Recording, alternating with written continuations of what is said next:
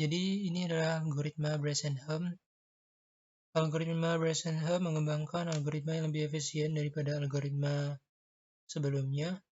Algoritma ini mencari nilai integer yang paling mendekati garis sesungguhnya atau actual line. Algoritma ini tidak memerlukan pembagian. Jadi algoritma Bresenham yang disajikan berikut ini hanya dapat digunakan untuk garis yang berada di kuadran 1 dan garisnya itu cenderung kemiringannya 20 derajat.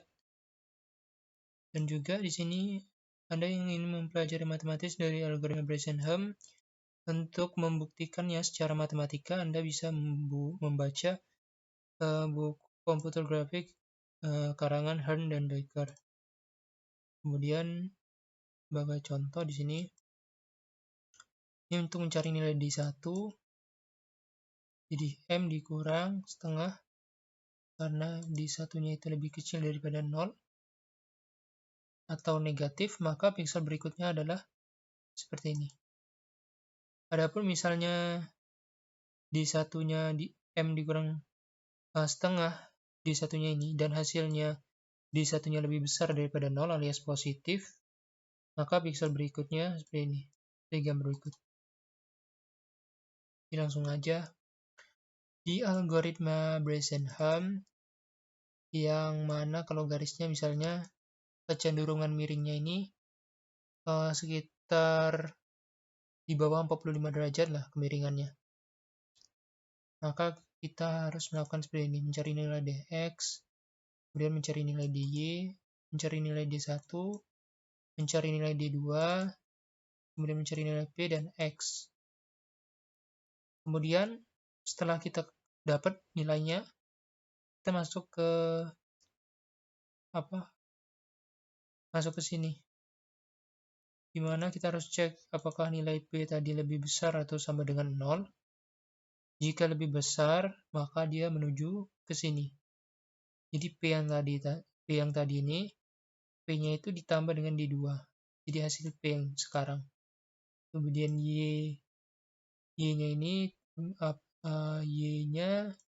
y dari sini ditambah 1. Namun apabila dia tidak lebih besar atau sama dengan 0, maka p-nya itu p ditambah d1 dan y-nya itu sama dengan y. Kemudian mau dia tidak lebih besar atau sama dengan 0 dan dia lebih besar atau sama dengan 0, dia bakal masuk ke sini. Di mana x-nya nanti ditambah dengan 1.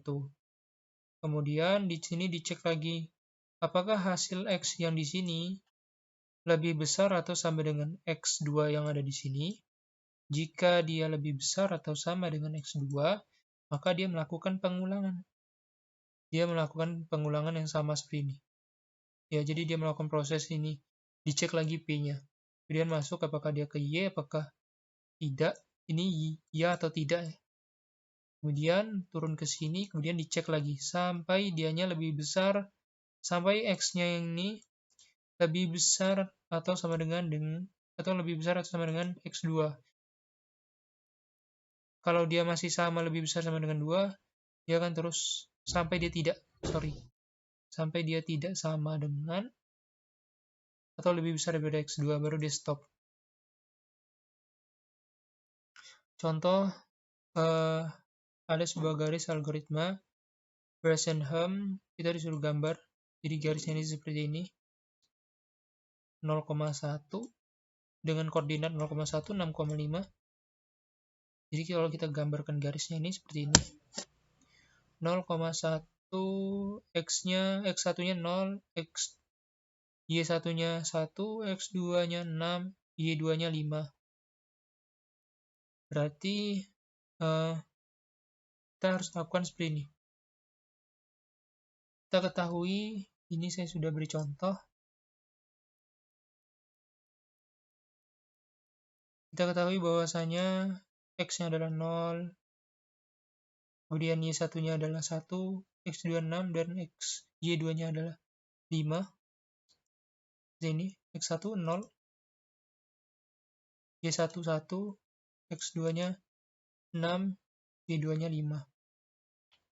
Kita bakal masuk ke sini. Kita bakal cari dulu yang ini. Jadi di sini untuk mencari nilai dx, x2 dikurang x1 berarti 6 dikurang 0 hasilnya 6. Kemudian dj-nya adalah mencari nilai dj di sini adalah y2 dikurang y1 berarti y2 ini dikurang ini. 5 dikurang 1 4, d1 2 dikali dj berarti 2 dikali dy. D1 berarti 2 dikali dy.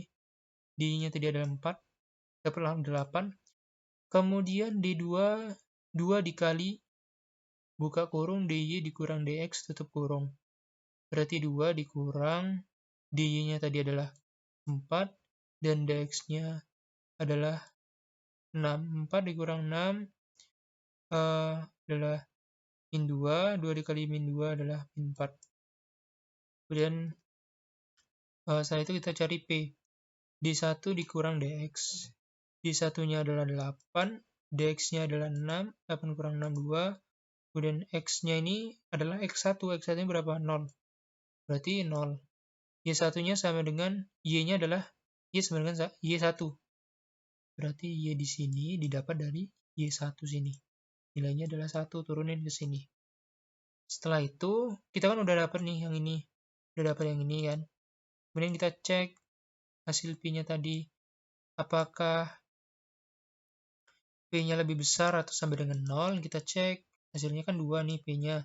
Berarti dia lebih besar atau sama dengan 0. Karena dia lebih besar, maka dia masuk ke sini.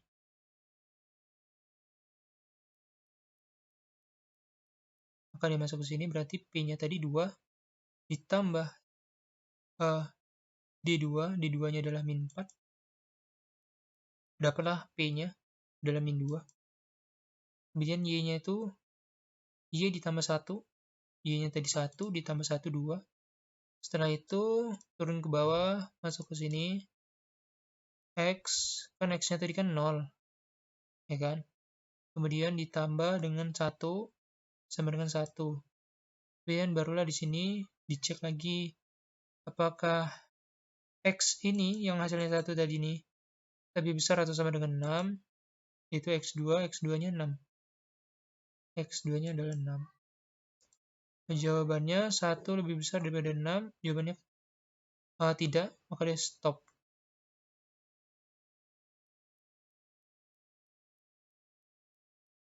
Kemudian kan kita udah dapat nih kan stop. Jadi kita dapat P-nya min 2. Y-nya adalah 2 dan X-nya adalah 1. Jadi kalau kita lihat dari grafik di sini, tinggal kita sesuaikan aja. Pertama-tama kan kita tadi dapat P-nya 2. Awal mulanya kan X-nya adalah berapa nih? X-nya adalah 0 dan 1. Masukin di sini tabel 0 dan 1, benar ya. Kemudian P-nya berapa? P-nya adalah 2 tadi. Masukin di sini 2. Ini didapat dari mana nih? Ini didapat dari proses pertama. Proses pertama D1 dikurang dx dan X1-nya. X-nya adalah X1, Y-nya adalah Y1. Dapatlah di sini. Kemudian kan kita cek lagi kan di sini. Kita cek kemudian masuk ke sini. Baru dia masuk turun ke baris berikutnya. Dia turun ke baris berikutnya. Kan kita melakukan perhitungan tadi. Karena dia lebih besar atau sama dengan 0. Di sini P-nya kan jadi min 2. Di sini tulis P-nya min 2.